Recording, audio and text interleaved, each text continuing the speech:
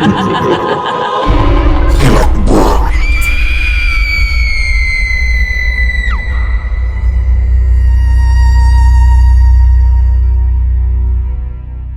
niyo na lamang po ko sa pangalang D.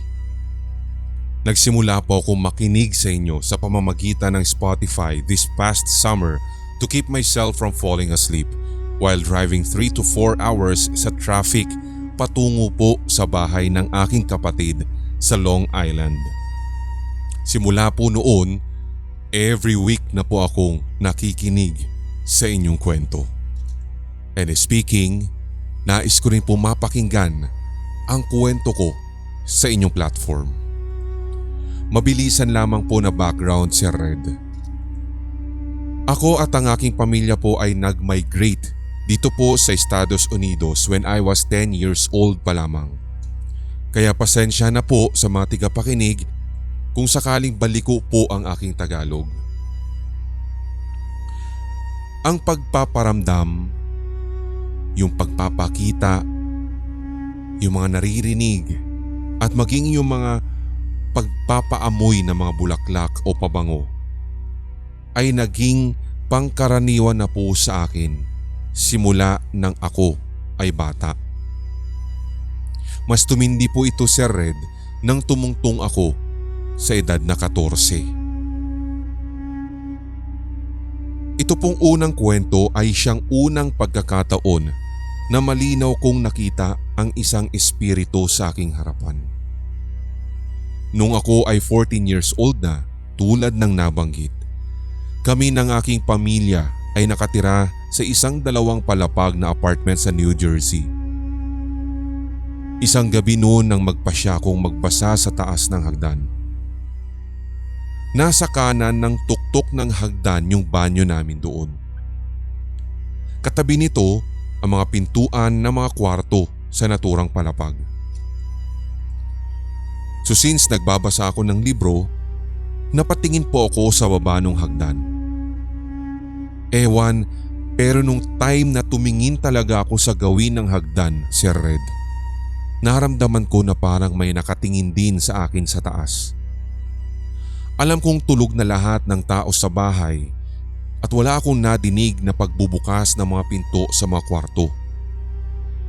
Sinubukan kong hindi ito pansinin, pero talagang ang lakas ng presensya, Sir Red, at na-curious akong malaman kung sino o ano iyon. Dahan-dahan kong iniangat ang ulo ko, sapat para makitang bumukas ang pinto ng banyo. Nagulat ako dahil may nakita po akong babaeng nakatayo sa may pintuan. Nakasuot po siya ng mahabang dark pero flowery dress at nakayuko po siya. Tinititigan ko, Sir Red, yung nilalang na iyon at napansin kong parang umuugoy-ugoy siya. Magtatago, tapos confirmed, pinagmamasdan niya ako. Nataranta ako at para po talaga akong binuhusan ng malamig na tubig. Dahan-dahan ko rin pong ibinaba yung libro na binabasa ko. Naghintay ako ng ilang minuto hanggang sa muli ay napatingin ako sa gawin niya. Sa pagkakataong iyon ay wala na siya. Sa kasamaang palad, nakaramdam ako ng pagkaihi dahil sa nakita kong iyon.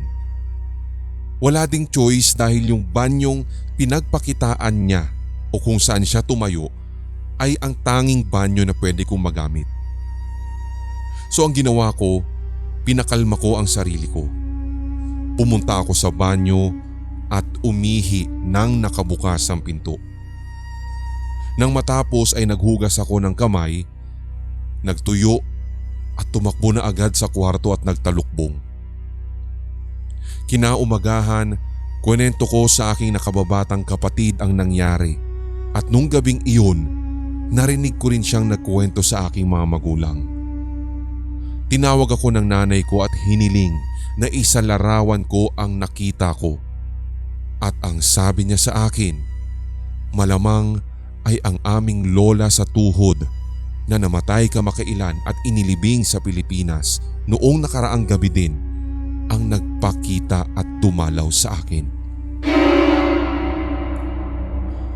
Ang pangalawang kwento ko naman po ay ang unang beses naman na nakarinig ako ng pag-iyak. Gabi na noon at nasa kwarto ako. Nagbabasa ng paborito kong libro. Napatigil ako, Sir Red, dahil yung focus ko po'y natuon sa babaeng umiiyak. Ang aming bahay noong panahon na iyon ay nasa medyo malayo po sa abalang kalye. Kaya ipinagpapalagay ko na ito po ay nanggagaling, yung iyak ng babae, sa labas ng aking bintana. Dahil medyo makulit ako, in-off ko yung ilaw sa kwarto at sumilip sa labas. Medyo nataranta ako, Sir Red, nang ma-realize na walang tao doon. Wala man lang ni isa na tao na naglalakad sa sidewalk, pero patuloy ang nadidinig kong iyak.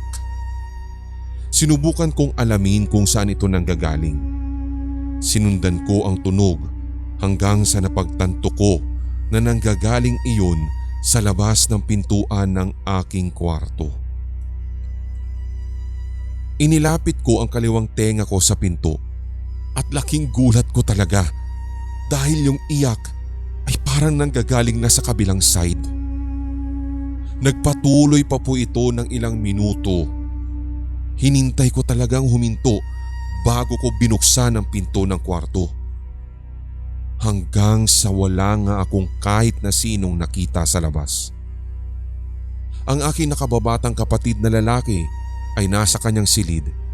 Nasa tapat lamang po iyon ng room ko. Sinilip ko siya ngunit mahimbing na siyang natutulog. Bumaba ako at nakita ko ang isa kong kuya na nasa harapan ng computer at ng TV room. Tinanong ko siya kung nasa itaas ang aming ina dahil may nadidinig akong pag-iyak. Tinanong ko nga din siya kung siya rin yung gumagawa noon o baka nanggagaling sa computer niya. Pero pagkumpirma niya'y hindi daw siya at tulog na ang lahat.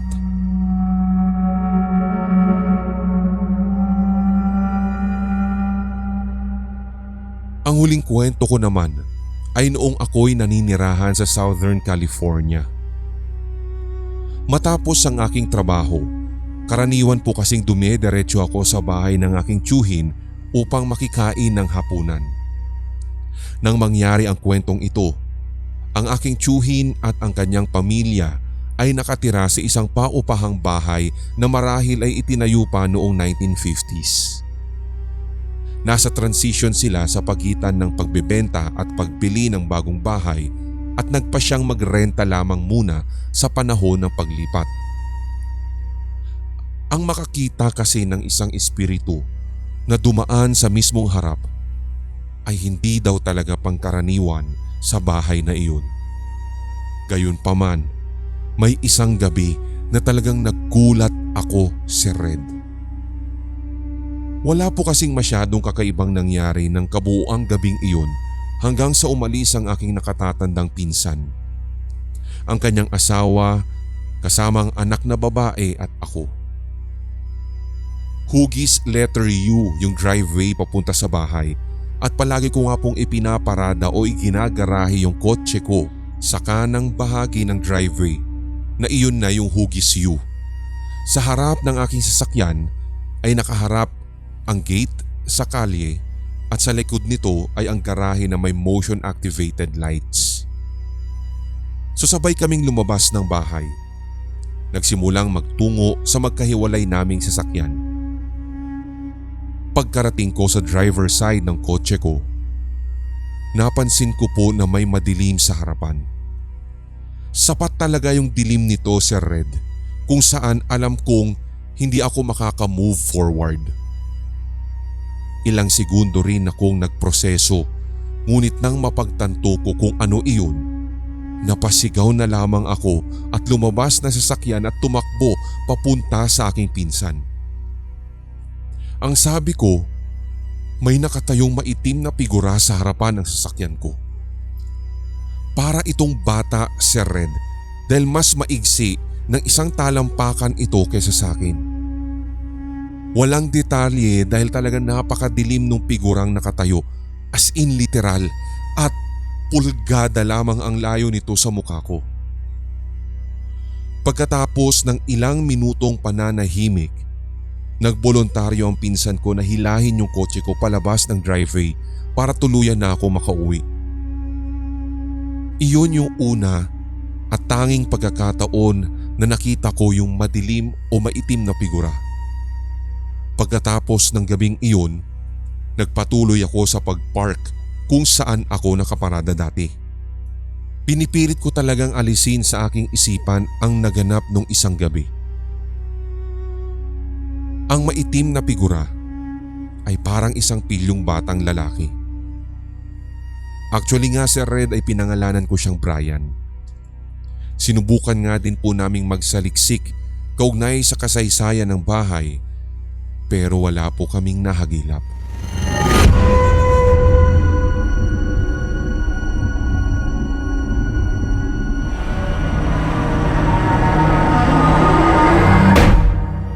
Itago niyo na lamang po ako sa pangalang Rhea.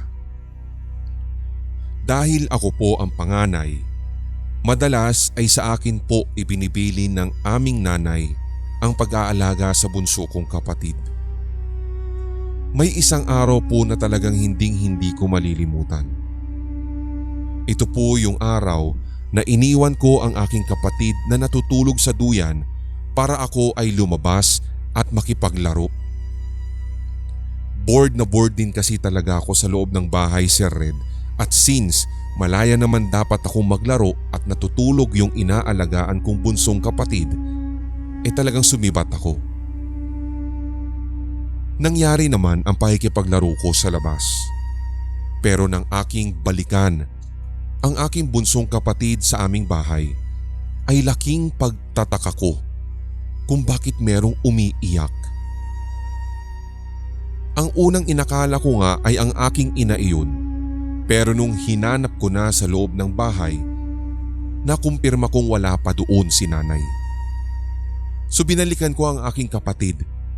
Pero laking gulat ko talaga, Sir Red, nang may makita po akong babaeng nakaitim. Dinuduyan ang aking bunsong kapatid habang ito ay nakayuko at sa kanya nanggagaling yung pag-iyak. Nung oras na iyon ay hindi ko po talaga malaman ang gagawin ko. Hanggang sa natauhan na lamang ako nang unti-unti na po niyang iniangat ang kanyang ulo. At dahil doon, kahit nasa tabi ko po siya, agad kong itinakbo ang aking kapatid palabas ng bahay. Pagkalabas ko po nito, hinanap ko ang aming ina at siya po ay naroroon pala sa bahay nila Lola. Tinanong nila ako kung anong nangyari. Kwento ko kung ano yung nakita ko. Pero napagalitan pa po ako. Kasi nga bakit daw iniwan kong mag-isa ang kapatid ko.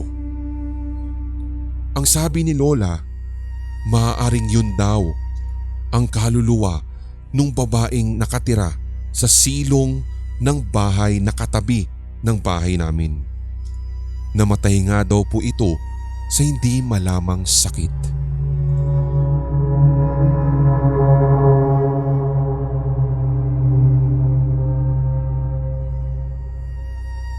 Itago niyo na lamang po ako sa pangalang Ray. First time ko po na magbabahagi ng kwento sa inyo. Ito, Sir Red, ay tunay na karanasan ng aking mga kaklase na naganap mismo sa aming school. Although hindi po ako direktang sangkot dito, ngunit naging bahagi ako ng kwento nilang iyon.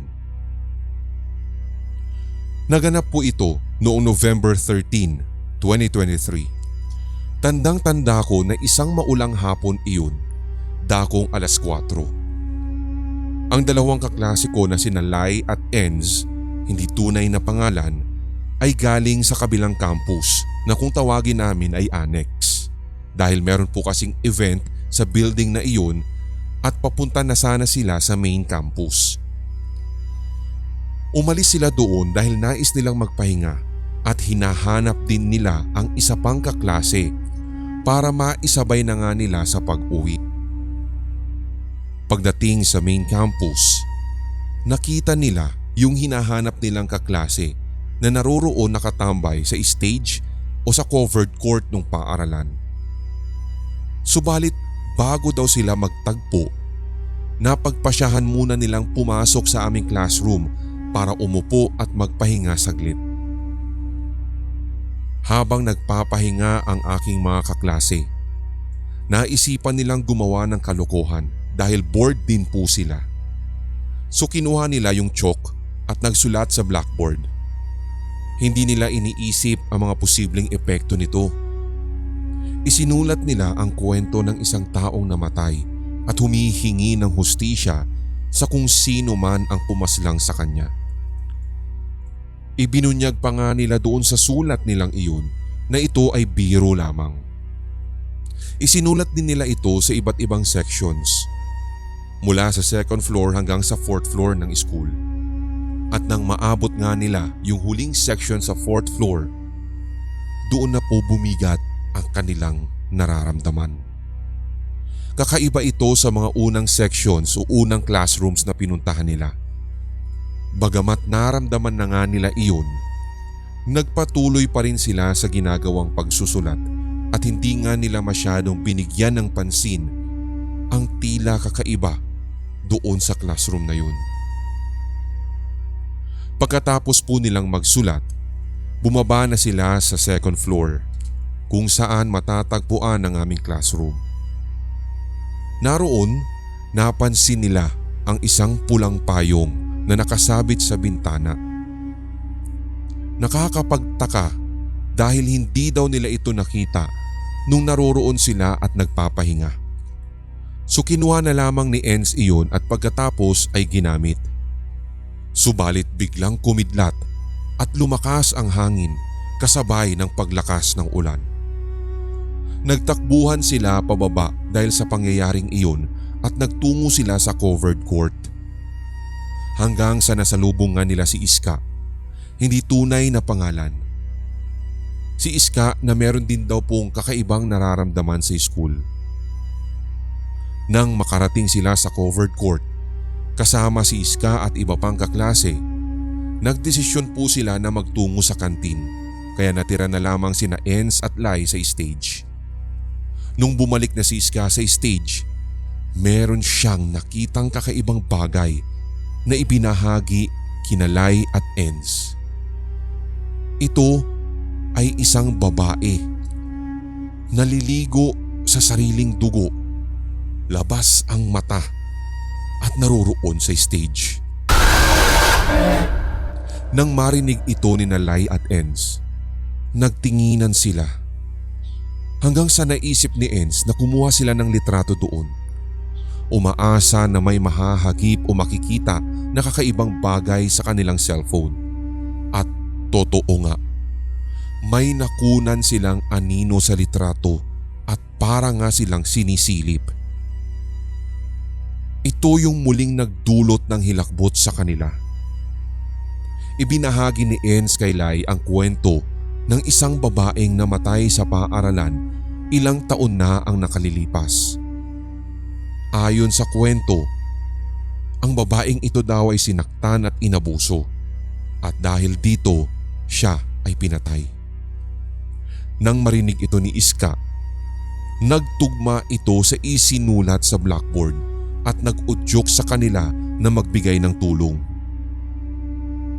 Ilang sandali pagkatapos, ako naman na po yung bumalik sa main campus dahil galing rin ako sa kabila.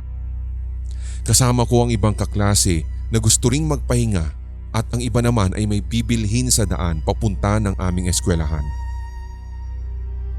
Pagdating namin sa main campus, wala naman pong kakaibang nangyari. Ang iba kong kaklase ay umuwi na dahil wala naman ding ibang gagawin na. So pagbalik namin sa classroom, nakita ko ang ilan ko pang mga kaklase na nakatambay lamang sa loob.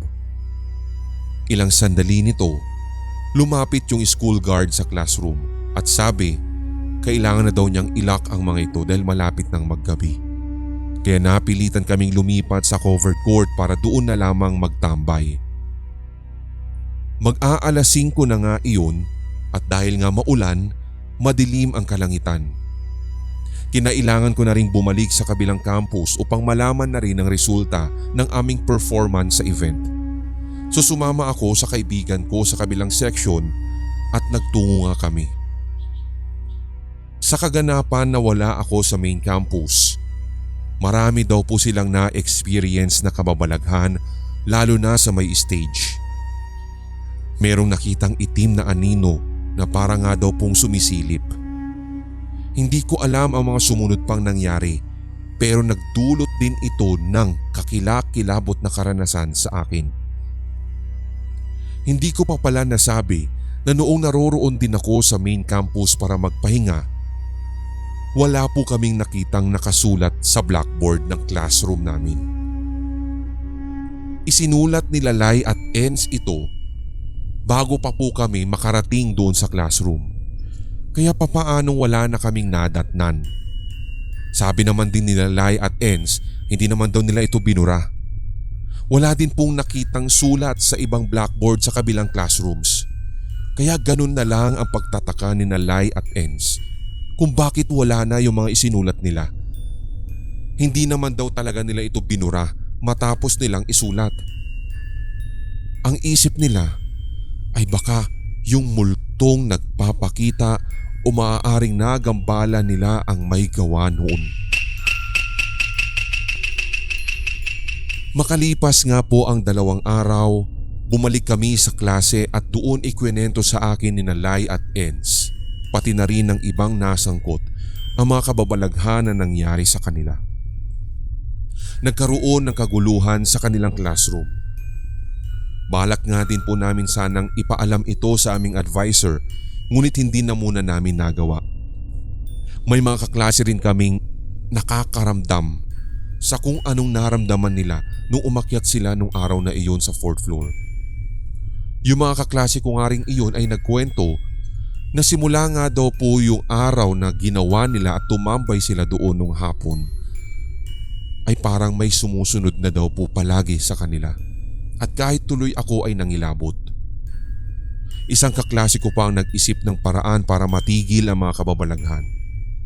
Pinapunta si Lai at Ens sa mga sections na kanilang sinulatan upang nang sa ganun ay humingi daw sila ng paumanhin.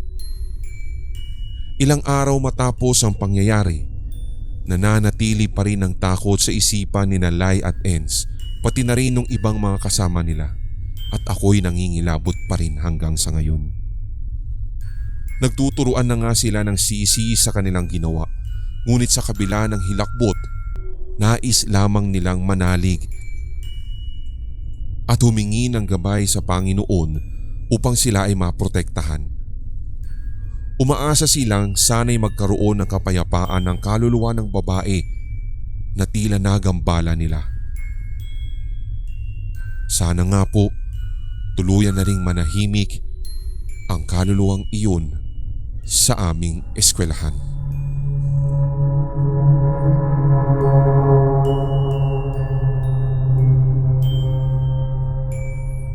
Tawagin niyo na lamang po ko sa pangalang Hyra. Silent listener po sa inyong podcast since August of 2023 at na-discover ko na rin po ang channel ninyo one night nang minsang naka-duty po ako at antok na antok na. Hindi naman po sa pagsisip-sip pero totoo po Sir Red na nakaka-stay focused and awake ako sa work kapag nakikinig ako sa inyo. Ang kwento ko pong ito ay nangyari nung ako ay elementarya pa lamang. Meron po kaming kapitbahay noon na laging laman ng mga chismis dahil pinaghihinalaan sila ng mga tao sa amin na mga aswang daw.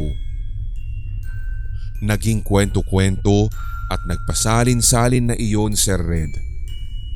Simula ng kabataan ko noon, lagi nilang sinasabi ng mga nakatatanda sa amin na wag daw po kaming bibili sa tindahan ng kapitbahay naming iyon dahil magiging aswang din daw kami.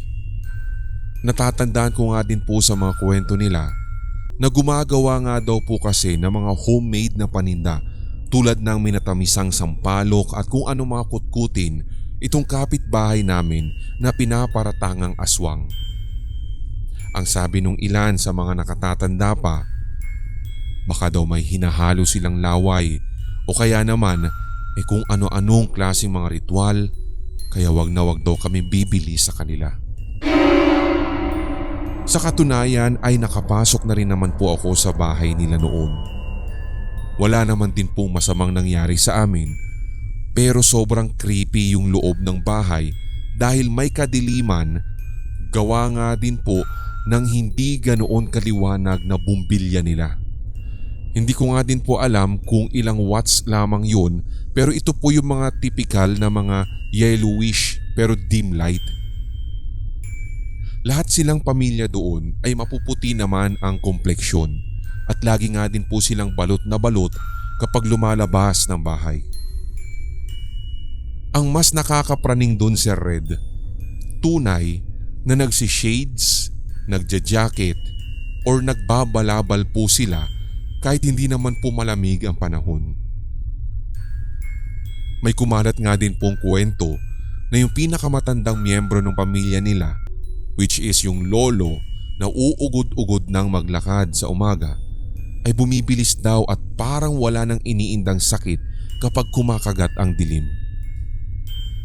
Lahat yung mga usapan, yung mga chismis na iyon ay talagang nananatiling chismis lang, lalo't wala pang konkretong ebidensya. Until dumating ang isang gabi. Kwento po ito ng kapitbahay namin na halos ilang metro lamang ang layo sa tinitirhan namin. Tawagin na lamang po natin siya na Ate Emmy. Malalim na daw ang gabi noon. May nakita silang palaka sa labas ng kulambo nila. Pilit daw po nilang tinataboy iyon pero ayaw itong umalis. Sa sobrang inis, napagdesisyonan daw po niya na buhusan ito ng mainit na tubig at tumama pa nga daw po ito sa palaka mismo, partikular sa gawi po ng legs nito. Dahilan para tuluyan na nga po itong umalis ng bahay. Kinabukasan, nagulat siya dahil yung kapitbahay na lolo na pinaghihinala ang aswang ay may lapnos ang binti at para daw pong nabanlian talaga ng mainit na tubig. Sumatapos ang insidenteng iyon ay lalong umugong ang usap-usapan na talagang aswang yung mga kapitbahay naming yun.